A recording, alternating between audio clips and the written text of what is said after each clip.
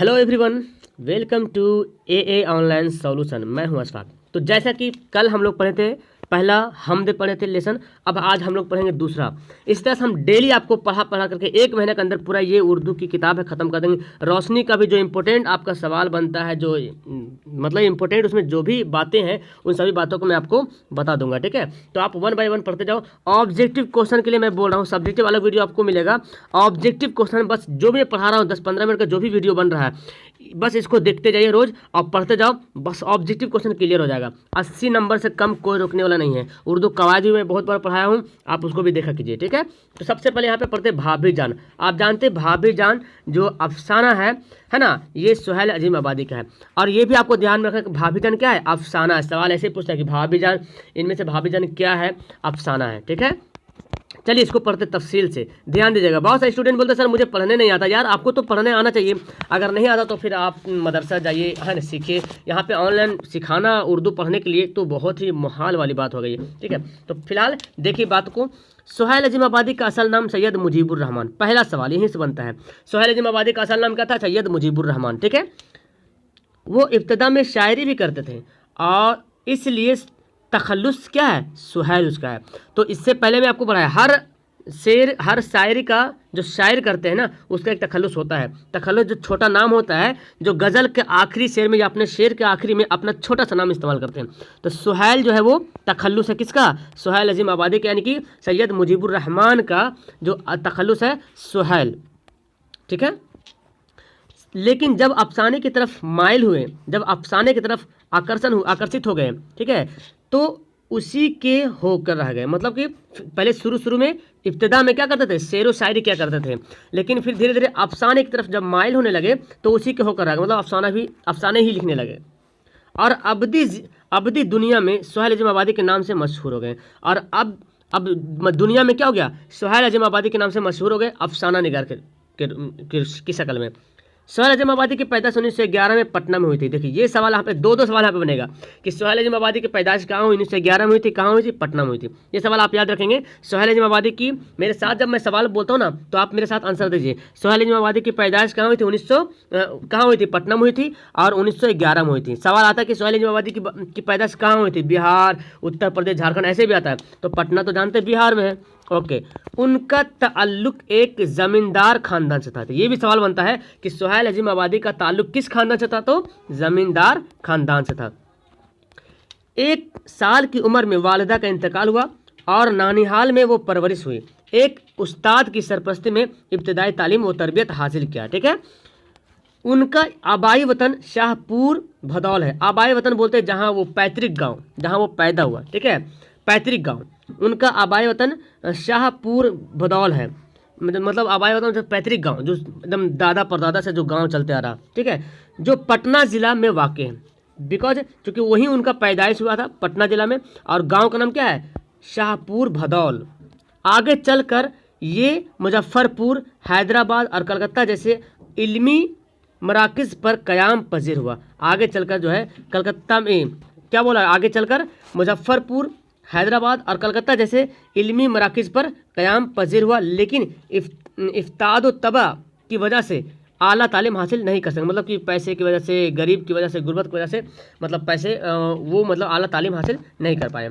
सुहेल अजीम आबादी ने अफसाना निगारी के साथ ऑल इंडिया रेडियो की मुलाजमत इख्तियार की। सवाल यहाँ पे बनता है कि सुहेल अजीम आबादी इनमें से कौन सी मुलाजमत करते थे, तो ऑल इंडिया रेडियो की मुलाजमत करते थे। ठीक है, इख्तियार की। इस सिलसिले में दिल्ली में रहे। कहाँ, दिल्ली में। ये भी सवाल बनेगा कि ऑल इंडिया रेडियो की मुलाजमत सुहेल अजीम आबादी कहाँ करते थे, तो दिल्ली में करते थे।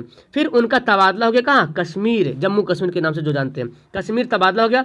फिर पटना वापस चले आए, मतलब जहाँ थे वहीं पर चले आए। पहले दिल्ली गए, फिर कश्मीर गए, फिर दिल्ली में रहे, फिर कश्मीर में वहाँ तबादला हुआ, फिर पटना वापस चले आए।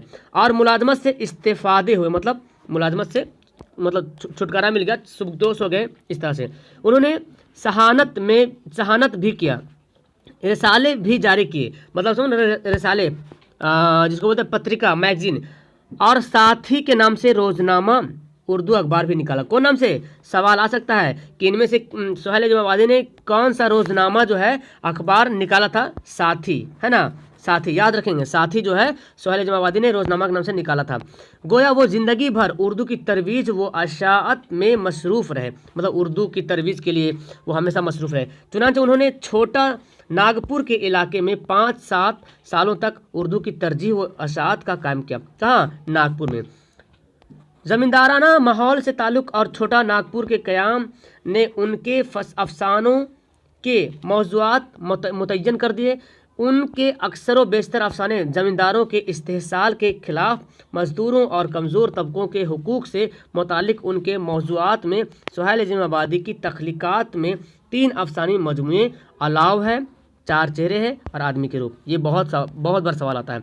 तो चूंकि इनका जो भी अफसाना होता था सुहेल जमाबादी का, वो अपने जो मतलब उनका ताल्लुक़ था ज़मींदार ख़ानदान से, तो ज़मींदार ख़ानदान से ही उसी से वो ज़मींदारों के इस्तेहसाल होता था, कैसे ज़मींदारों को शोषण किया जाता था सरकार की तरफ से, मज़दूरों को क्या मतलब मज़दूरों को कैसी ज़िंदगी गुजारनी पड़ती थी, कमज़ोर तबका के लोग कैसे ज़िंदगी गुजर करते थे, बसर करते थे। बस इन्हीं सभी मौज़ूआत पर जो है ना सुहेल जमाबादी अपना अफसाना लिखा करते थे। और सबसे इम्पोर्टेंट यहाँ पे देखिए, पहला अफसाना क्या है? अलाव है, उनका 4 चेहरे, आदमी के रूप है, और एक नावल है बेजड़ के पौधे। ये सब आपको याद रखना है, सब आपको याद रखना है, ठीक है।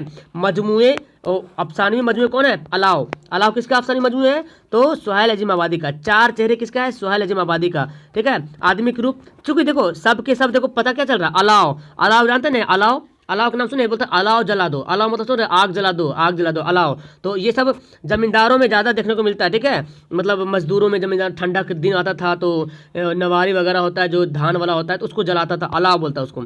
4 चेहरे मतलब उनको 4 चेहरे, एक इसका एक थोड़ा सा मंसूबा अपने आप में मुहासबा कीजिए। 4 चेहरे मतलब लोगों का अलग अलग चेहरा, 4 चेहरे मतलब अलग अलग शक्ल, अलग अलग टाइप का लोग हुआ करते थे जो कि मजदूरों को इस्तेहसाल करते थे, शोषण करते थे। इस तरह से आप याद रखें।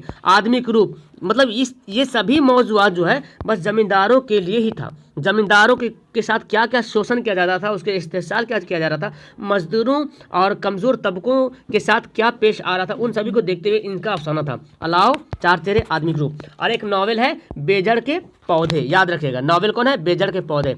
इन मजमूओं के अलावा सुहेल जमाबादी के अफसानवी की तादाद 125, बाप रे 125, याद रखेंगे 125 अफसानवी मजमूए लिखे हैं। कौन? सुहेल जमाबादी। 1980 में सुहेल जमाबादी का इंतकाल हो गया। तो ये भी सवाल बनता है कि सुहेल जमाबादी का इंतकाल 1980 में हुआ। बहुत इंपॉर्टेंट सवाल ये है कि सुहेल जमाबादी की पैदाइश कब हुई, उनका इंतकाल कब हुआ, कहाँ पैदा हुए, उनका असल नाम क्या था, उनका ये कौन कौन सा अफसाना है, ये सब बहुत इंपॉर्टेंट है जो अभी सवाल हम लोग पढ़ने वाले हैं। चलिए, उम्मीद है कि आप सभी सवाल का जवाब देंगे। यहाँ पे सुहेल जमाबादी के बचपन का नाम क्या था? आपको पता है, मुजीबुर रहमान। तो आंसर क्या हो जाएगा? ए, यहाँ पे अलिफ भी लिखा हुआ है जवाब में, ठीक है। दूसरा है सुहेल जमाबादी की पैदाइश कहाँ हुई थी? तो गलती नहीं होना चाहिए, गाइड में बहुत सारा आंसर गलत भी दिया होता है। सुहेल जमाबादी की पैदाइश 1911 में हुए थे। सुहेल जमाबादी के पहले अफसानी मजमूए का नाम क्या था? सुहेल जमाबादी के पहले अफसानी मजमूए का नाम था 4 चेहरे। सॉरी, हम कुछ और बता दिए थे ना, अलाव नहीं, 4 चेहरे जो है पहले अफसानी मजमूए, ठीक है। पहले अफसानी मजमूए कौन है? 4 चेहरे, ठीक है। नेक्स्ट है सुहेल जमाबादी का इंतकाल कब हुआ था? तो सुहेल जमाबादी का इंतकाल 1980 में हुआ था, ठीक है। 1980 में सुहेल जमाबादी का इंतकाल हुआ था। अगला है सुहेल जमाबादी का कौन सा अफसाना आपके निसाब में शामिल है? तो उन्होंने बहुत सारे अफसाने लिखे हैं, लेकिन आपके निसाब में कौन सा अफसाना शामिल है? ये सब देख रहे हैं, आँख मिचोली, पूछ की रात, अलाव, भाभीजान। ये सुहेल जमाबादी की है, लेकिन भाभीजान आपके निसाब में शामिल है। अलाव भी पढ़े हैं। चलिए, तो जो इंपॉर्टेंट था जैसे अलाव, 4 चेहरे, आदमी के रूप, ये सब हाईलाइटेड अफसाना, ठीक है। अब देखिए, ये तो 1 नंबर वाला सवाल हो गया, इसमें टिक लगाइएगा, आपको 1 नंबर मिल जाएगा। लेकिन यहाँ पे ना सुहेल जमाबादी कहाँ पैदा हुए, सिर्फ पटना लिख दीजिएगा तो आपको 2 नंबर नहीं मिलेगा, पूरा लिखना पड़ेगा। सुहेल जमाबादी की पैदाइश पटना में हुई, तो आप लिखेंगे यहाँ पे, ठीक है। दूसरा है सुहेल जमाबादी के बचपन का क्या नाम था? तो सुहेल जमाबादी के बचपन का नाम मुजीबुर रहमान था, पूरा लिखना पड़ेगा। सुहेल जमाबादी के बचपन का नाम मुजीबुर रहमान था, ठीक है।